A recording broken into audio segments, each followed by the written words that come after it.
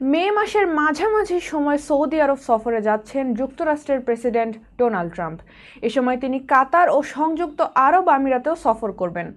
মঙ্গলবার হোয়াইট হাউসের মুখপাত্র ক্যারোলাইন লেভিট জানিয়েছেন, আগামী ১৩ থেকে ১৬ মে মধ্যপ্রাচ্যের ৩টি দেশ সৌদি আরব, কাতার ও সংযুক্ত আরব আমিরাত সফর করবেন মার্কিন প্রেসিডেন্ট। সংবাদ মাধ্যম আল জাজিরার প্রতিবেদনে বলা হয়, এই সফরসূচিতে ইসরায়েলের নাম না থাকায় রাজনৈতিক বিশ্লেষকদের মধ্যে নানা জল্পনা শুরু হয়েছে। লেভিট জানান, পোপ ফ্রান্সিসের অন্ত্যেষ্টিক্রিয়ায় অংশ নিতে শুক্রবার রোমে যাবেন প্রেসিডেন্ট ট্রাম্প। দ্বিতীয় মেয়াদে প্রেসিডেন্টের দায়িত্ব নেওয়ার পর এটাই হবে তার প্রথম বিদেশ সফর।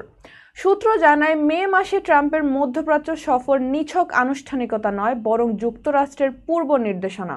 ট্রাম্প প্রশাসনের ভেতরে থাকা ব্যবসামুখী নীতি নির্ধারকেরা এই সফরকে দেখছেন বিনিয়োগ আনার পথ হিসেবে, আবার একই সঙ্গে এক আঞ্চলিক এজেন্ডা নিয়ন্ত্রণের কৌশল হিসেবেও।